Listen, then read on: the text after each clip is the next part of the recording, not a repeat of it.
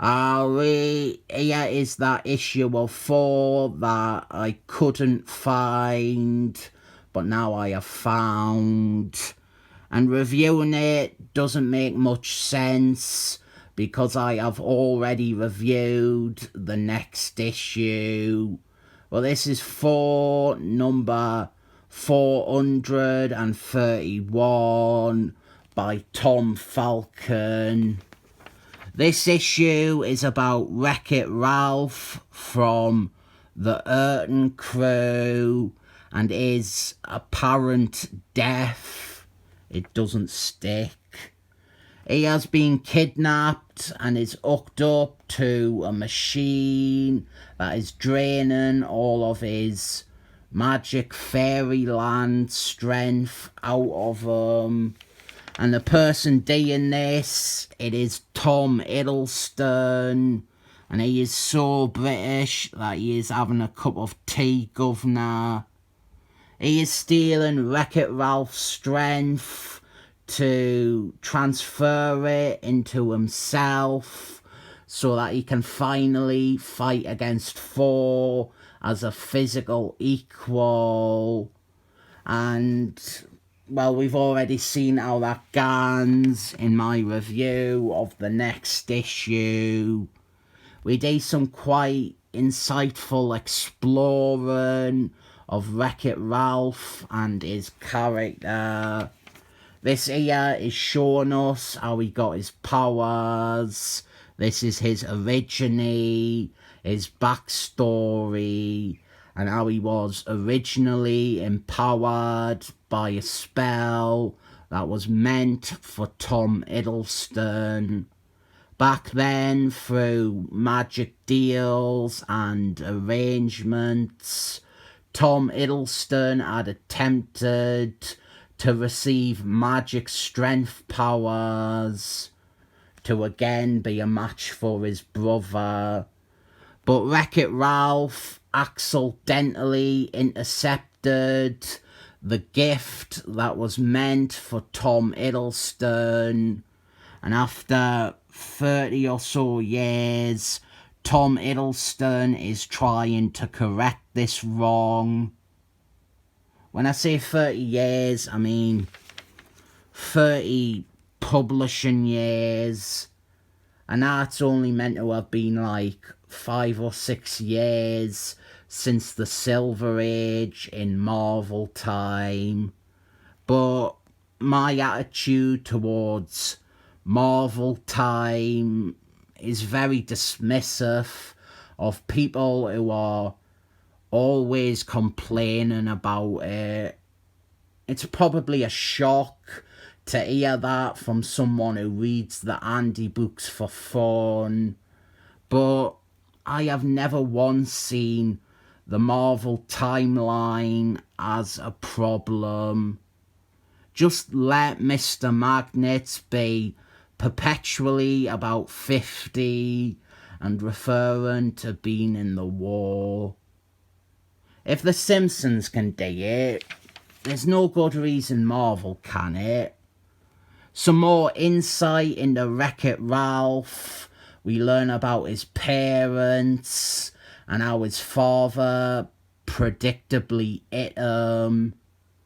When in doubt, just give a bad guy an abusive dad. Here is Amanda the Enchanter, the best character in Thor comics, and she isn't that integral to this story. In fact, the Thor side of this issue is the weaker part of it. Amanda the Enchanter, she has been talked into helping Tom Hiddleston out with his gambit to defeat Thor once and for all. But she is uneasy about it and even more hesitant when she learns Tom Hiddleston intends to fight Thor to the death. Meanwhile, Thor, he fights Nilbog, the troll, and this is mostly a distraction. Tom Hiddleston He sent Nilbog after Thor for no real reason. Maybe to tire Thor out a bit before they fight. Maybe to keep them occupied until Wreck-It Ralph's strength has fully transferred to him. I didn't care. It is an okay fight. It's just the case that the stuff with Tom Hiddleston and Wreck-It Ralph is much more interesting. Amanda the Enchanter, she deserts him when she realises he is borderline psychotic in his desire to fight Thor. And this issue, it has fill-in art. The series' regular penciler, Ron French, he didn't do this one, and instead we have artwork by Trimpe. And this is just before he changed his art style to be a poor pastiche of Robert Liefeldman's art. And I spent most of this issue looking for little tells that within a year or two, this artist is going to be bloody awful. There was a recent thing with him, Twitter controversy or Twitter drama or whatever, about Trimpefield's 90s art. People saying that it was the worst art ever. I didn't like it. I think it is a mess. I think it ruined some stories. But I just see it as an experiment on his behalf. I didn't think it is worthy of the amount of vitriol it got. Especially when you consider how it wasn't popular. It wasn't successful. It wasn't a huge sales draw. It was just a Bronze Age artist trying to adapt and stay relevant in the 90s. And there was never anything more to it than that. Wreck-It Ralph, he passes away as the last of his strength guns into Tom Hiddleston. And if you are hooked on this story, just go on my channel and look for my review for the next issue to see how it ends. I think this one is a mostly good issue.